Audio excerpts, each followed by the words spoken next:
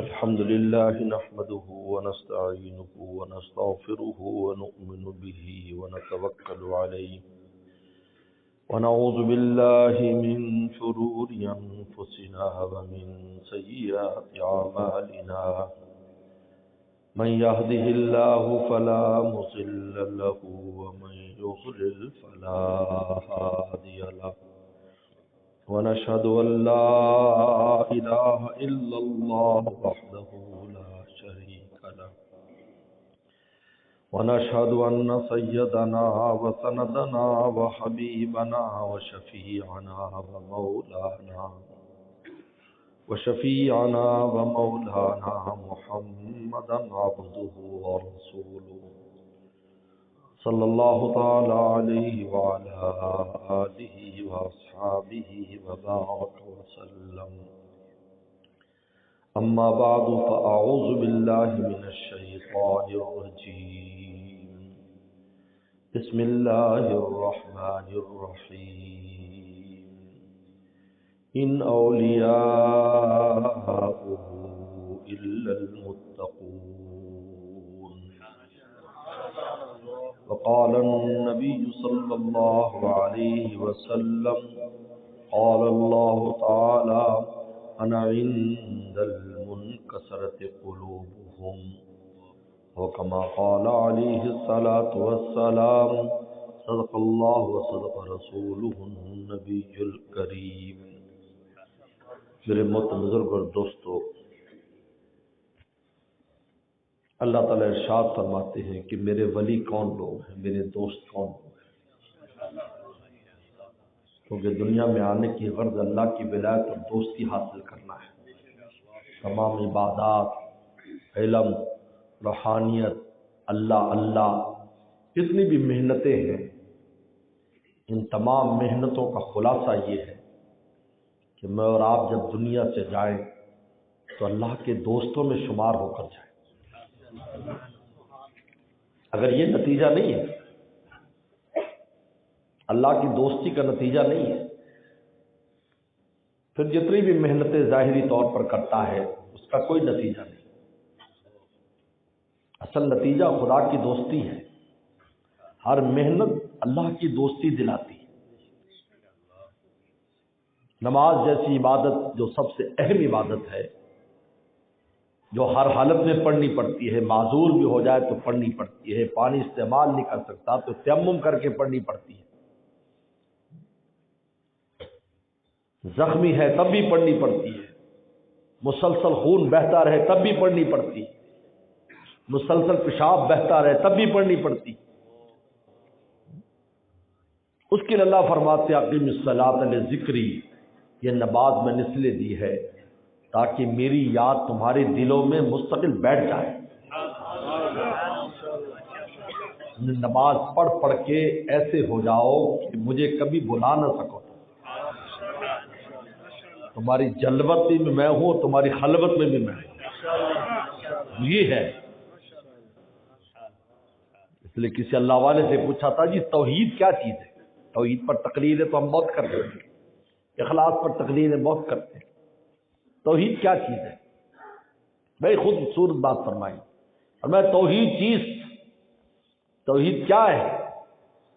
از غیر خدا، ہر غیر خدا سے فرد آئی الگ ہو جا، در خلا و در ملا، خلوت میں بھی اور جلب میں. اکیلا ہو تب بھی مولا، اور جب مجمع میں ہو تب بھی مولا. توحید چیز از غیر خدا، ہر غیر خدا وہ چیز ہے جو اللہ کے راستے سے روکتی، وہ غیر خدا ہے. بیوی بچے کاروبار غیر خدا نہیں ہے اگر وہ خدا کے راستے سے نہیں روکتے.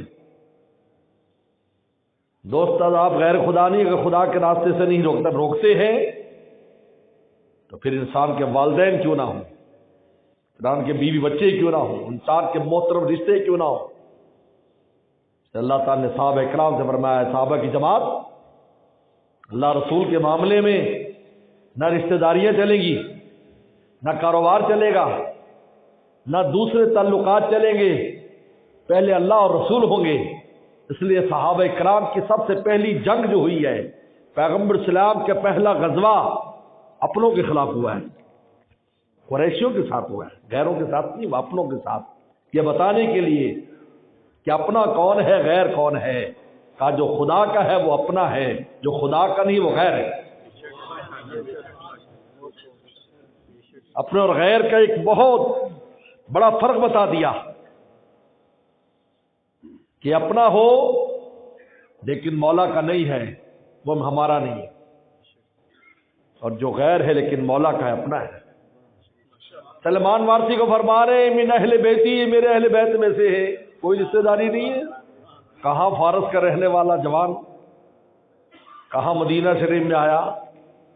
صحابہ اکرام کا اختلاف ہو رہا ہے غزوہ خندق میں، کیونکہ سلمان فارسی کو اللہ نے عجیب و غریب طاقت دی تھی، ایک آدمی 10 کے برابر کام کرتے تھے، وہ اتنی طاقت تھی،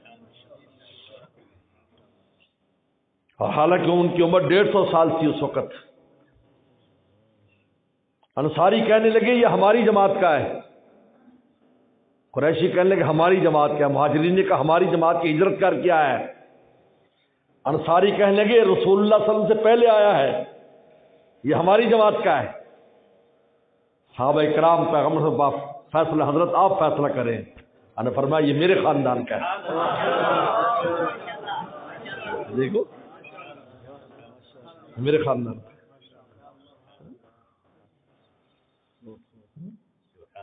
کیوں؟ اس لیے کہ مولا کے، جو مولا کا ہے وہ ہمارا ہے، جو مولا کا نہیں ہے وہ ہمارا نہیں ہے۔ مومن کا فرق اس بنیاد پر ہے۔ فرمائے از غیر خدا، ہر غیر خدا، غیر خدا کون ہے؟ خدا سے روکتا ہے جو، پھر وہ کچھ نہیں ہے، یار ہے، دوست ہے، کچھ نہیں، اس کی کوئی حیثیت نہیں، کوئی قیمت نہیں ہے۔ توحید چیز از غیر خدا، فرد آئی الگ ہو جا، دور ہو جائے، در خلاؤ در ملا، خواہ تو خلوت میں ہو خواہ جلوت میں ہو، تجھے ایک ہی یاد ہو اور مولا کی ذات پر اعتماد اسی کی ذات پر، دل ادھر ہی اٹکا رہے۔ اس لیے میرے مرشد شاہ حکیم اختر صاحب رحمۃ اللہ علیہ، یہ میں نے بات 81 میں یہ بات صلی سے سنی، کتنی پرانی بات، 81 یاد ہے الحمدللہ، پرانی باتیں بھی یاد ہیں کہ حضرت کے بڑے بڑے علماء اکرام جو دنیا سے آتے تھے، جب حضرت کہا بھی میری باتیں پیش کرو تو لکھتے تھے، کہا کہ مولانا کے پاس بڑی پرانی باتیں ہوتی،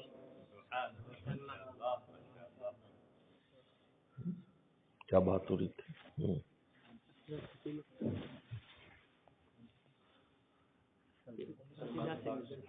غیر پر بات ہو رہی تھی۔ تو توحید چیز، ابھی آ جائے گی بات، کوئی بات نہیں، وہ بات بھی آ جائے گی۔ تو خلوت میں جلوت میں، تو میرے شیخ نے بات سنائی اس وقت کہ دیکھو یہ جو کمپاس ہوتا ہے جس کے ذریعے ہم قبلہ معلوم کرتے ہیں، جہت معلوم کرتے ہیں، اس کو کمپاس کہتے ہیں۔ اس کمپاس کی جو سوئی ہوتی ہے اس کے اوپر مقناطیس لگا ہوتا ہے۔ اب آپ اس کو کتنا بھی ہلائیں تو وہ سوئی گھوم کر شمال کی جانب چلی جاتی، نارتھ کی طرف، کیونکہ پہاڑوں میں مقناطیس ہے، مقناطیس کا جو مرکز ہے وہ پہاڑ ہوا کرتے ہیں، تو وہ اپنے مرکز کی طرف چلی جاتی ہے۔ حالانکہ آپ اس کو بہت ہلاتے ہیں اور ادھر ادھر کرنے کی کوشش کرتے ہیں، لیکن سوئی کو چین نہیں آتا جب تک کہ شمال کی جانب، پہاڑوں کی جانب جہاں مقناطیس ہے اس کی طرف جب تک اس کی جہت نہ ہو جائے، کیونکہ اس کے اوپر مقناطیس کا مسالہ لگا ہے، وہ اپنے اصل اور مرکز پر متوجہ ہوتا ہے۔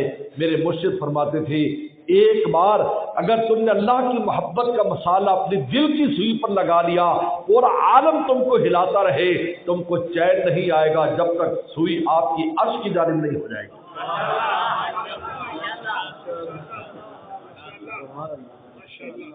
چین آئے گا جب ادھر دنیا کی مشغلوں میں بھی وہ باخدا رہے۔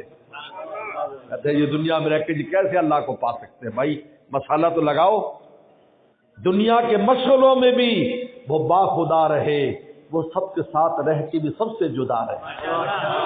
اندر اندر مولا کو یاد کرتے تھے، اللہ کو یاد کرتے، کیونکہ اس دل کو ایسا بنا دیا جو مولا تو متوجہ ہے۔ در خلا و در ملا، خلوت میں بھی مولا کو یاد کرتا ہے، جلوت میں مولا، ہر وقت مولا کے ساتھ ہے۔ تو اللہ کی ولایت اور دوستی اسی کا نام ہے کہ دل مولا کی طرف متوجہ ہو جائے، ہمہ وقت ان کا دھیان رکھے، یہی دوستی ہے، یہ اللہ قرب ہے، یہ اللہ کا وصل ہے۔ یہ وصل نہیں ہے جو دنیا میں دوستوں کا ہوتا ہے کہ بغل گیر ہو رہے ہیں، مسافہ کر رہے ہیں، یہ نہیں ہے۔ یہ قرب کا نام ہے، قرب خاص دل محسوس کرتا ہے، اللہ سے قرب خاص محسوس کرتا ہے۔ اگر خطا ہو جاتی ہے رو رو کے ان کو منا لیتا ہے، کیونکہ سوئی بے چین ہے، وہ فوراً جب تک اس سوئی کا رخ اوپر نہیں کر لیتا اس کو چین نہیں آتا۔ یہ دلیل ہے کہ مولا کا قرب اس کو ملا ہوا ہے، اس کے دل پر اللہ کی محبت کا مسالہ لگ گیا ہے، اب اس کو چین مولا کے بغیر نہیں آتا۔ اسی منہ سے کعبہ جاؤں گا، رو رو کے ان کو مناؤں گا۔ ابھی کسی دوست نے بتایا کہ کسی نے کہا جی میں غالب کا شعر پڑھے سے میں حج پہ نہیں جاتا، ابھی کا واقعہ ہے، ابھی کچھ دن پہلے کا، مجھے کسی دوست نے بتایا۔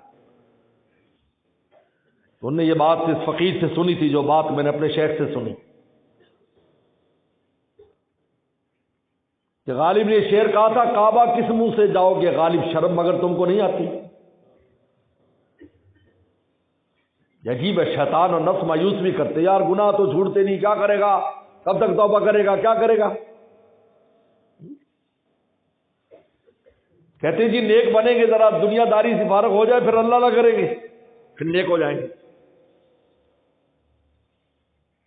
تو ایک آدمی دریا پر گیا نہانے کے لیے، جب دریا پر پہنچا تو دریا کا پانی بڑا صاف ستھرا تھا، یہاں تو میلا ہو جاتا ہے، لیکن جب پہاڑوں سے آتا ہے وہاں جا کر دیکھو ایسا شفاف پانی، دیکھو بڑا صاف ستھرا پانی۔ اس نے کہا یار میرے اوپر اتنا گند اور میل لگا ہوا ہے، کچھ نجاست بھی لگی ہے، میں اتنے صاف ستھرے پانی میں نہاؤں گا تو یہ پانی تو خراب کر دوں گا میں پانی کو۔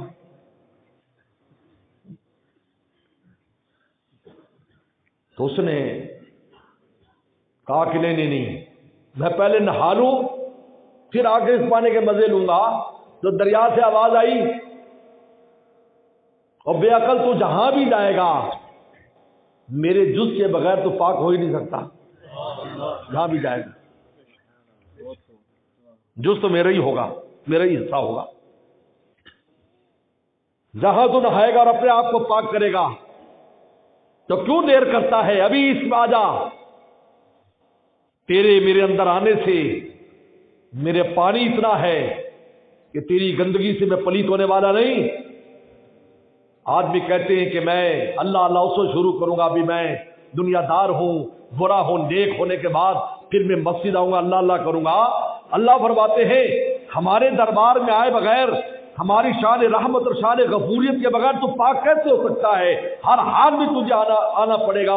اگر دریا نجس نہیں ہو سکتا کسی کی نجاست سے، تو اللہ تعالیٰ کو بے قرار سمندر رحمت کا اور غفوریت کا وہ تیرے آنے سے اور تیرے گناہوں سے بتاؤ کیا اس میں کمی آ جائے گی؟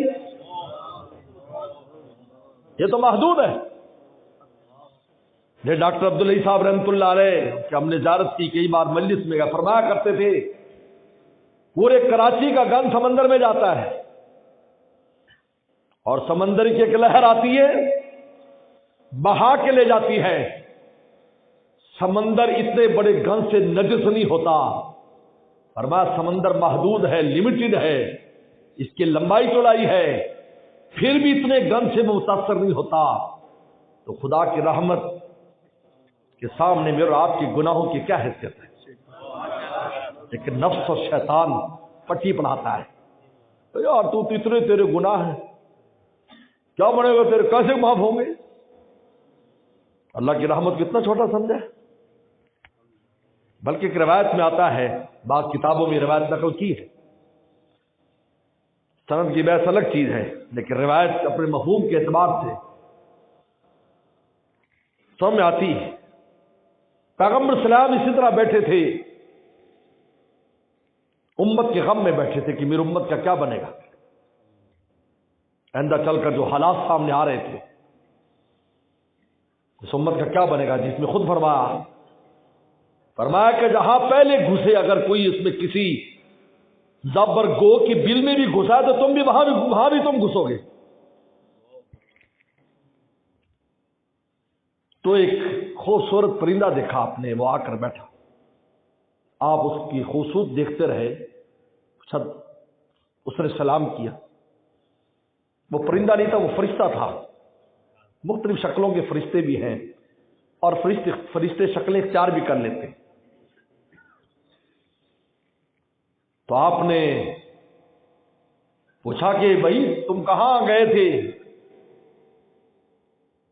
کہا کہ میں اپنی چونچ سے سمندر کی لہروں کو، چونچ سے مٹی ڈال رہا تھا سمندر کی لہریں روکنے کے لیے.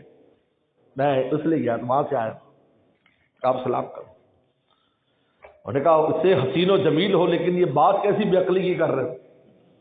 تیری چونچ کی مٹی سے سمندر لہر روکنے والی. انہوں نے کہا غم نہ کیجیے، اگر میری چونچ کی مٹی سے سمندر کی لہریں نہیں رک سکتی، اللہ تعالیٰ کے رحمت کے بے قرار سمندر کے سامنے آپ کی امت کی گناہ کیا ہے؟ آپ کی شفاعت کی ضرورت ہے.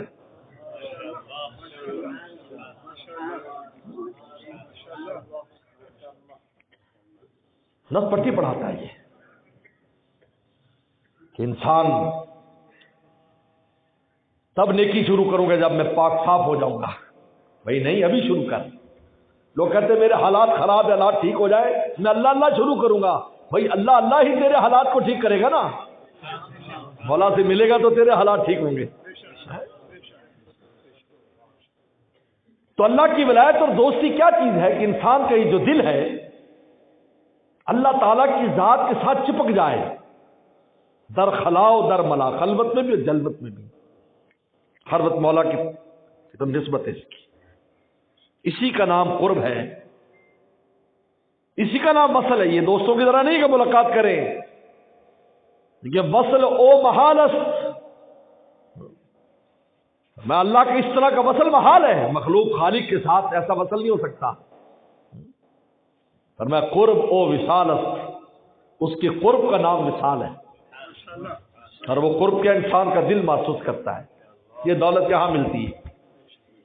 ظاہری طور پر تو ایسی نظر آئے گا، دنیا داری میں بھی نظر آئے گا، پریشان ہوتا بھی نظر آئے گا، اس پر غم اور صدمے بھی نظر آئیں گے، لیکن دل مولا سے ہی چپکا ہوگا. اس کا اس کی زبان سے جب نکلے گا تو مولا کا نام ہی نکلے گا. یوسف علیہ السلام کو کس طریقے پر گناہوں نے گھیرا، کیسے گھیرا؟ قلعے میں بند ہیں، محل میں بند ہیں، عزت پر حملہ ہو رہا ہے. قال معاذ اللہ، اللہ تیری پناہ. کس کو یاد کیا؟ غلط. قال معاذ اللہ، اللہ تیری پناہ. تو اس لیے مفسرین نے لکھا، بڑی خوبصورت ایک بات لکھی ہے. قاضی ثناء اللہ پانی پتی رحمۃ اللہ علیہ نے تفسیر میں آیت کے تحت لکھا ہے کہ شیطان نے کہا اللہ تعالیٰ کو لآتینہم من بین ایدیہم ومن خلفہم وعن ایمانہم وعن شمائلہم، اے اللہ اس انسان کو گمراہ کرنے کے لیے میں اس کے آگے سے بھی آؤں گا، پیچھے سے آؤں گا، دائیں سے آؤں گا، بائیں سے آؤں گا، ہر طرف سے آ کر اس کو گمراہ کروں گا. لیکن نیچے کا بیان نہیں، اوپر کا بیان نہیں ہے کہ نیچے سے بھی آؤں گا اوپر سے آؤں گا، یہ بیان نہیں. فرمایا نیچے کا بیان تو اس لیے نہیں کہ وہ متکبر ہے، شیطان میں کبر ہے. کبر کی بیماری شیطان کی بیماری، یاد رکھو. جیسے شیطان نے کہا تھا میں کیسے سجدہ کروں، میرا میٹیریل اس کے میٹیریل سے اعلیٰ ہے، میں آگ سے بنا ہوں، یہ مٹی سے بنا ہے.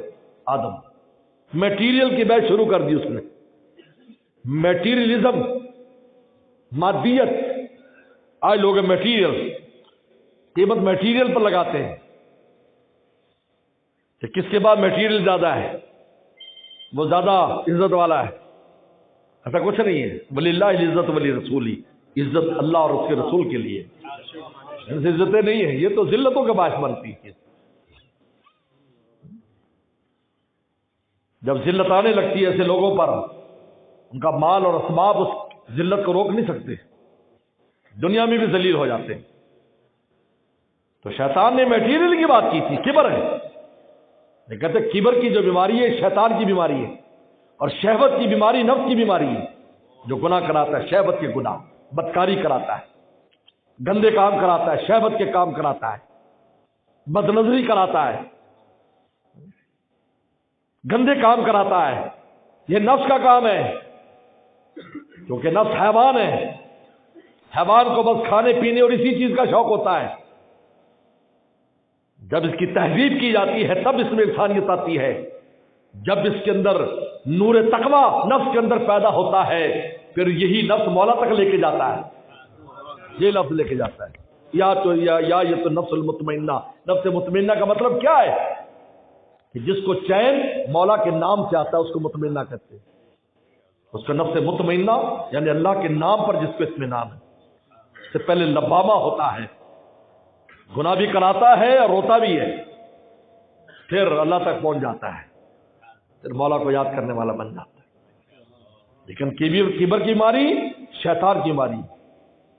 حدیث شریف میں آتا ہے کہ رائی کے برابر بھی کبر ہوگا، وہ جنت کی خوشبو نہیں سونگے گا جو 70 سال کی مسافت سے آئے گی. کبر بہت خطرناک ہے. کبر ہے دوسروں کو حقیر سمجھنا، میں فلاں یہ ایسا ہے، فلاں ایسا ہے، فلاں. اللہ معاف فرمائے. آج تو زبان سے کہتے نظر آتے، دل میں تو ہوتا ہے، زبان سے بھی بکتے ہیں ہم ایسے، مولا ایسا، ہم ایسے، فلانے ایسے. مختلف چیزیں ہمارے دماغ میں شیطان نے بٹھائی ہیں. اپنی ان چیزوں پر اعتماد کر کے لوگوں کو حقیر سمجھتا ہے. بہت خطرناک چیز ہے یہ. تمہیں کیا پتا اگلا کون ہے، اللہ کیا، اس کی کیا حیثیت ہے. کبھی بھی اپنے مقطع اور مشبہ اس پر نہ جاؤ. میں دینداروں سے کہتا ہوں، اپنے آپ سے بھی کہتا ہوں. ہمیں کیا پتا بعد میں آنے والا جس کو ہم کچھوی کی چال سمجھتے ہیں، اب خرگوش کی چال ہے، ہم سوتے رہ جائیں اور یہ کچھوا منزل پر پہنچ جائے. خدا اس کو جذب کر لے، اپنا بنا لے. عجیب بات ہے. اور بلکہ لکھا بھی ہے، حدیث شریف میں آتا ہے کہ انسان جب کسی عادت کی وجہ سے حقیر سمجھتا ہے کہ اس میں فلاں چیز ہے تو اللہ اسی میں اس کو مبتلا کر دیتے ہیں اور اس کو عافیت دے دیتے ہیں. حدیث ہے، صاف حدیث موجود ہے. اس حقیر نہ سمجھو. ہاں دعا کرو، اس کو فعل کو برا سمجھو لیکن اس کو برا نہ سمجھو. ہمدردی کرو، اس کے لیے دعا کرو، کم از کم دعا کرو کہ اللہ اس کو اچھا کر دے. اچھا ہوگا، ہو سکتا ہے ہم سے بھی آگے نکل جائے، ہم سے بھی آگے نکل جائے. بھئی ایک گھوڑا جو ہے وہ گدھا بن جائے. ہمارے والد صاحب رحمۃ اللہ علیہ مولانا نیاز صاحب فرماتے تھے کبھی کبھی گھوڑا گدھا بن جاتا ہے. گدھا کیا کرتا ہے کہ اپنے کان، گدھے کے کان نیچے لٹکے ہوتے ہیں اور گھوڑے کے کان اوپر ہوتے ہیں. یہ اوپر ہونا ہوشیاری کی دلیل ہے. تو وہ گدھے کی طرح کان نیچے کر لیتا ہے. ورنہ اس کا علاج ہوتا ہے کہ اس کو چابک مارو. جب چابک لگتی ہے نا اس گھوڑے کو تو اچھلتا ہے. جب اچھلتا ہے تو اس کے اندر جو گھوڑا ہے وہ باہر آ جاتا ہے. تو پھر دوڑ کر دکھاتا ہے. گدھے بھی پیچھے رہ جاتے، خچر بھی پیچھے رہ جاتے، اونٹ بھی پیچھے رہ جاتے. فرمایا اللہ تعالی نے انسان کو انسان بنایا ہے اور انسان کو اپنا خلیفہ بنایا ہے. اس میں ایسی صلاحیتیں رکھی ہے کہ فرشتے بھی رشک کرتے ہیں ان صلاحیتوں پر. اگر وہ ابھی گدھا بنا ہوا ہے، کسی دن ہو سکتا ہے اس کو ایسا چابک لگ جائے کہ وہ ایسا گھوڑا بن جائے کہ خچر پیچھے رہ جو آگے نکل جائے.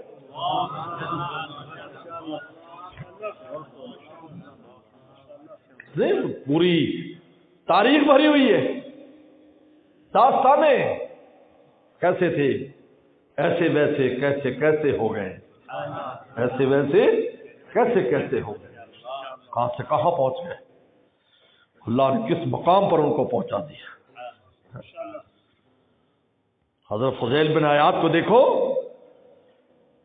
فضیل بن عیاض ڈاکے مارتے تھے، فوج رکھی تھی. ہر جانے والا قافلہ حج کے لیے ڈرتا تھا، فضیل کی ڈاکے سے ڈرتا ہے. بس جب وقت آیا، چابک مارنے کا وقت آیا، چابک مارنے کا وقت ہے. قرآن کی آیت سنی، الم یأن للذین آمنوا ان تخشع قلوبهم لذکر اللہ. کیا ابھی ایمان والوں کے لیے وقت نہیں آیا کہ ان کے دل ڈر جائیں؟ ہاں اللہ آ گیا، ٹائم آ گیا، ٹائم آ گیا، ٹائم آ گیا. تو ٹائم ہو گئے.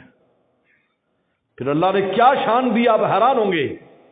بہت کم یہ معلوم ہے لیکن میں نے خود یہ بات پڑھی ہے کہ حضرت کو اللہ نے روحانیت میں وہ مقام دیا تھا کہ مطاف کعبہ کے ایک منظر لکھا ہے کہ مطاف میں حضرت سفیان ثوری رحمۃ اللہ علیہ جو بہت بڑے محدثین میں سے ہیں، امام بخاری کے پردادا استاد ہیں، سفیان بن عیینہ رضی اللہ رحمۃ اللہ علیہ یہ بھی تابعی ہیں اور امام بخاری کے پردادا استاد ہیں۔ کہا کہ دونوں بزرگوں ایک محدث کے گود میں سر رکھا فضیل بن عیاض نے اور دوسرے کے پاؤں رکھے ہوئے تھے، لیٹے ہوئے تھے، اور دونوں محدث ایک سر کو جو ہے حضرت کی وہ دبا رہا تھا یا ہر خدمت کر رہا تھا، اور ایک پاؤں کی طرف بیٹھ جو ہے وہ اپنی گود میں لے کر ان کے پاؤں کی جو ہے خدمت کر رہا تھا۔ فرمایا پھر اللہ نے ایسا مقام عطا فرمایا کہ محدثین بھی ایسے ان کی خدمت فرمایا کرتے،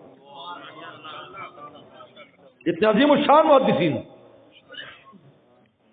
کیوں؟ اس لیے کہ بشر حافی رحمۃ اللہ علیہ کے بارے میں امام بن حنبل رحمۃ اللہ علیہ سے کسی نے پوچھا کہ آپ اتنے بڑے محدث ہو کر بشر حافی کے پاس جاتے ہیں؟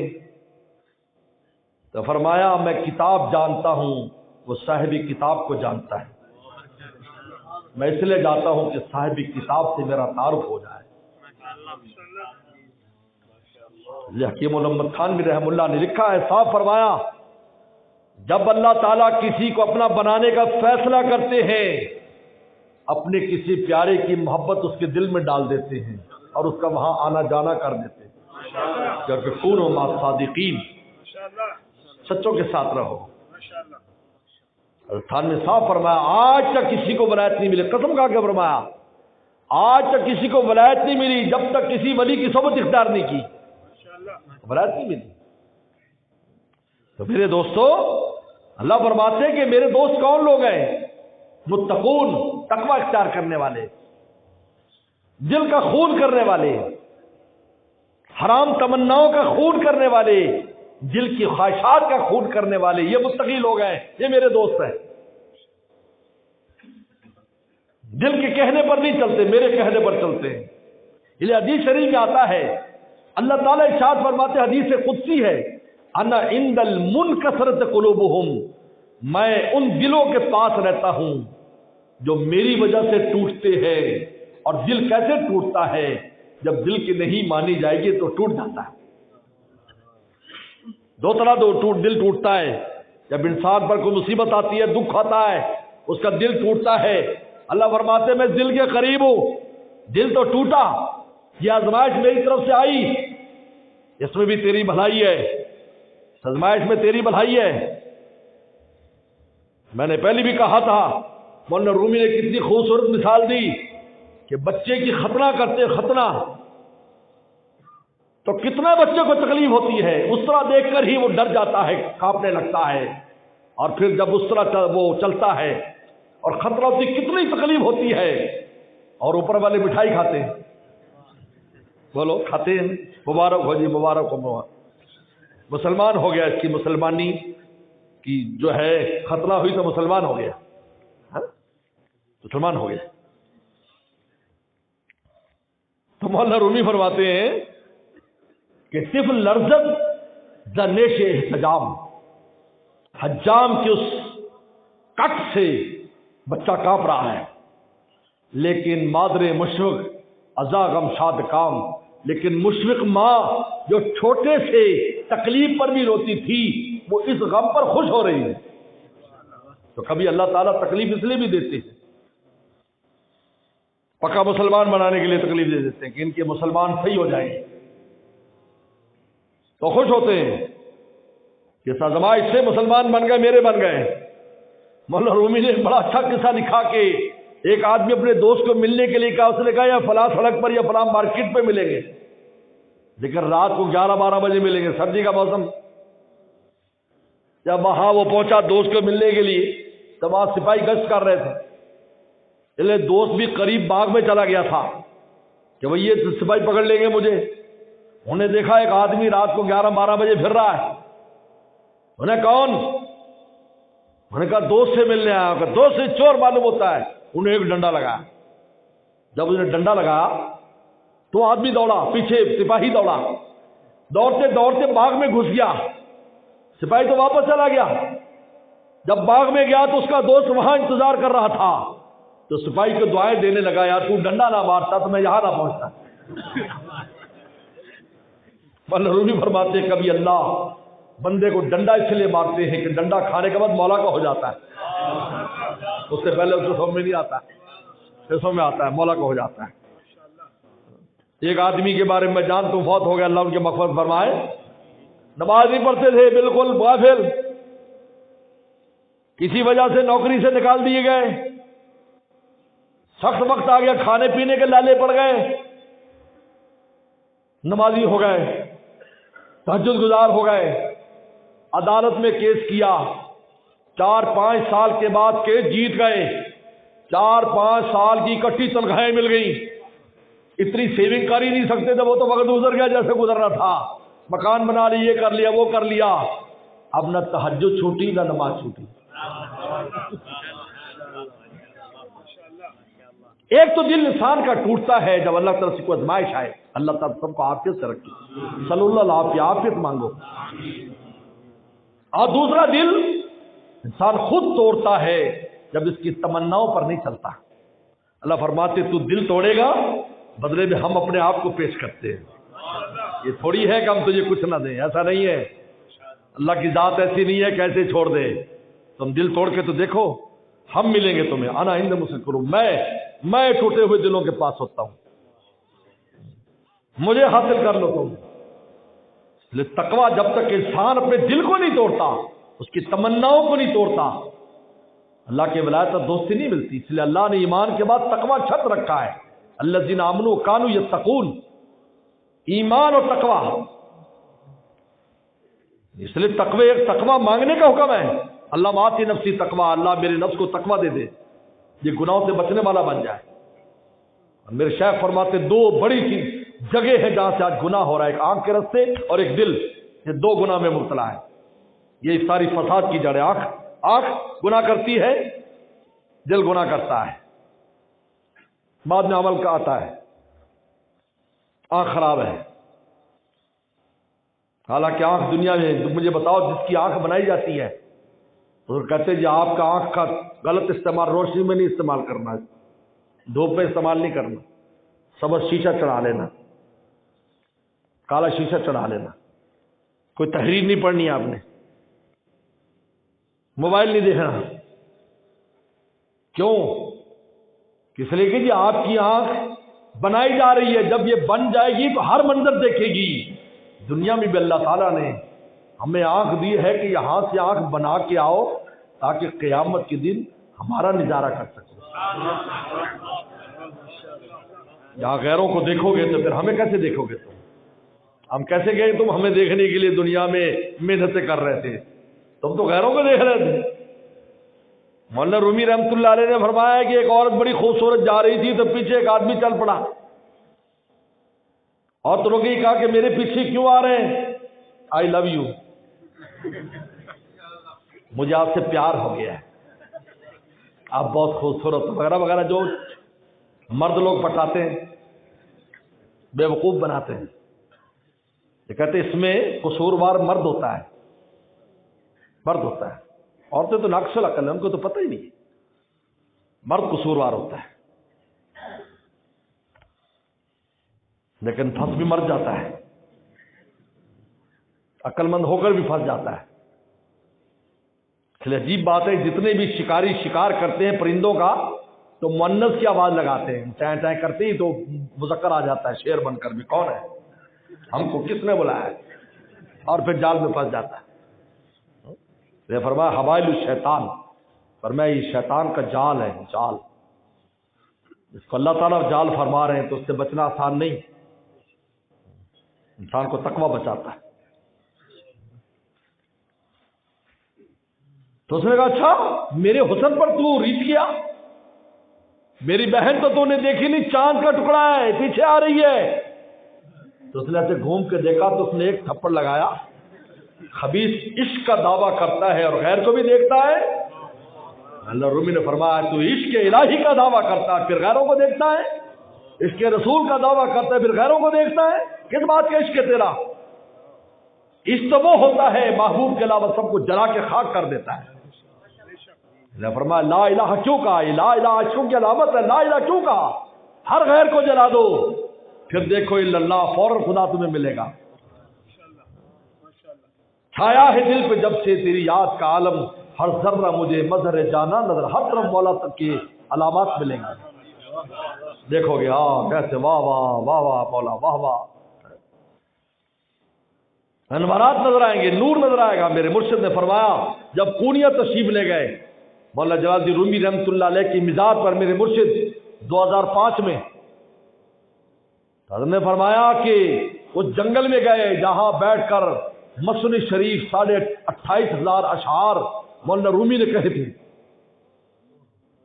اور ان کے خلیفہ مولانا ضیاء الدین نے وہ نوٹ کیے تھے 28,500 اشعار اللہ کی محبت میں۔ فرمایا خدا کی قسم آج بھی پورا جنگل نور سے بھرا نظر آتا ہے۔ 1400 کتنے سو سال گزر گئے، 6 صدی ہجری کے آدمی تھے، 800-900 سال گزر گئے، 1000 سال گزر گئے، آج بھی نور ہی نور مولانا رومی کی آہو فغاں کا نور نظر آتا ہے۔ لیکن کہتے ہیں جو روحانی دسترخوان ہے کبھی نہیں اٹھتا، وہ اثرات ہمیشہ رہتے ہیں، کبھی نہیں ختم ہوتے۔ آج حرمین شریفین میں وہی انوارات جو اول یوم آج بھی ہیں، فائدے اٹھانے والوں کی ہمت پر ہے۔ پہلے وہیں سے لوگ فائدہ اٹھا کر آتے تھے، زندگیاں ایک سفر کے بعد پوری زندگی راہ استقامت اور صراط مستقیم پر رہتے تھے۔ آج ہم رات دن سفر کرتے ہیں، لیکن ہماری حالت کیا ہے؟ ان جگہوں پر بھی جا کر دنیا داری میں مشغول رہتے ہیں، پیچھے پیچھے بندے رہتے ہیں ہم وقت۔ موبائل فون کا فتنہ ایسا ہے، تصویر بازی ہے، روز اقدس پر پیش ہو رہے ہیں جہاں پر ڈر لگتا ہے کہ پتہ نہیں ہمارا کیا بنے گا یہاں پر پیشی میں، وہاں موبائل فون سے پیچھوں کو بھی دکھایا جا رہا ہے، خود بھی موبائل فون سے کھیل۔ پھر کہتے ہیں جی وہ چیز نہیں رہی جو پہلے والی۔ بھائی تم وہ نہیں رہے، چیز تو وہی ہے، تم وہ نہیں رہے، تم وہ نہیں رہے۔ آج بھی ہو جو ابراہیم کا ایما پیدا، آگ کر سکتی ہے انداز گلستہ پیدا۔ انوارات نہیں جاتے ہمیشہ قیامت تک کے لیے رہیں گے، ایسے کیسے یہ انوارات ختم ہو جائے؟ کوئی بلڈنگیں کوئی آڑ نہیں ہے، بلڈنگوں کا ایسا کوئی آڑ نہیں ہے، سنور کے سامنے بلڈنگیں کچھ نہیں، جو انوارات جہاں پیغمبر اسلام کے قدم مبارک لگے ہیں، صحابہ کے قدم لگے ہیں، آج بھی وہاں اسی طرح نور ہے۔ یہ دنیا کی چیزیں اس نور کو متاثر نہیں کر سکتی ہیں۔ جہاں کسی نے اللہ اللہ کی ہے، آج بھی اس کے انوارات ویسے موجود ہے وہاں پر، بلکہ کہیں سے کوئی اللہ والا گزر گیا اور راستوں کے اندر بھی ویسے اثرات موجود ہیں۔ یہ فائدہ اٹھانے پر والوں پر ہے کہ وہ فائدہ اٹھائے، لیکن ایسی مشغولیت ہے، دل ایسا غیر اللہ میں الجھا ہوا ہے کہ لینا تو دل نے، دل ہی کا برتن صحیح نہیں ہے، ہمارا دل کا برتن ہی صحیح نہیں ہے، دل کا برتن الٹا ہوا پڑا ہے، اس میں اول تو کچھ جاتے بھی نہیں، ایسے حالات بن گئے، اللہ معاف فرمائے۔ مومن کا دل تو اوپر ہوتا ہے، پتہ نہیں کب آ جائے، جس کو حضرت شاہ فرمان گنج مراد آبادی فرمایا کرتے تھے نا، ان کے آنے کا لگا رہتا ہے دھیان، بیٹھے بٹھائے اٹھا کرتے ہم، یعنی ہر وقت ہم دل اوپر رہتے ہیں، پتہ نہیں کس وقت مولا کے پاس سے کیسے انوارات آ جائے۔ ان کے آنے کا لگا رہتا ہے دھیان، بیٹھے بٹھلائے اٹھا کرتے ہیں، شاعری مد نظر ہم کو نہیں، واردات دل لکھا کرتے ہیں۔ ایک بلبل ہے ہماری رازداں، بلبل سے وہ سامعین ہوتے تھے جو حضرت کے سامنے بیٹھتے تھے۔ حضرت تھانوی رحم اللہ نے بھی زیارت کی 105 سال کی عمر میں، 105 سال، بہت بڑے عالم تھے، بہت بڑے عالم تھے، اور اپنے شیخ کے ایسے عاشق تھے کہ دن میں 100 بار جا کر زیارت کرتے تھے، ذرا دیر دیکھا پھر آ کر سبق پڑھاتے تھے، دیکھا پھر سبق پڑھاتے تھے۔ ایسے تھوڑی اتنے بڑے بڑے اللہ والے بن گئے۔ پھیکا مالی پہ واریاں دل میں 100 بار، میرے مرشد شیخ سنا شاہ حکیم اختر صاحب، پھیکا مالی پہ واریاں دل میں 100 بار، کاغا سے ہنس کی اور کرت نہ لاگی بار، میں تو کبا تھا جو گندگی چاٹتا تھا، میرے مرشد نے مجھے ہنس بنا دیا، خدا کے قرب کے موتی پر زندہ ہوا میں، کاغا سے ہنس کی اور کرت نہ لاگی بار۔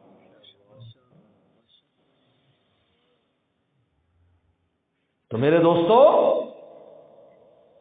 جب انسان اس دل کو توڑتا ہے یہ تقویٰ ہے کہ تمناؤں کو دباتا ہے، یہ قیمتی ہو جاتا ہے۔ اسی کو شاعر مشرق نے کہا، علامہ اقبال کی شاعری پر تو بہت بات کرتے ہیں لیکن اس کی حقیقت نہیں سمجھتے۔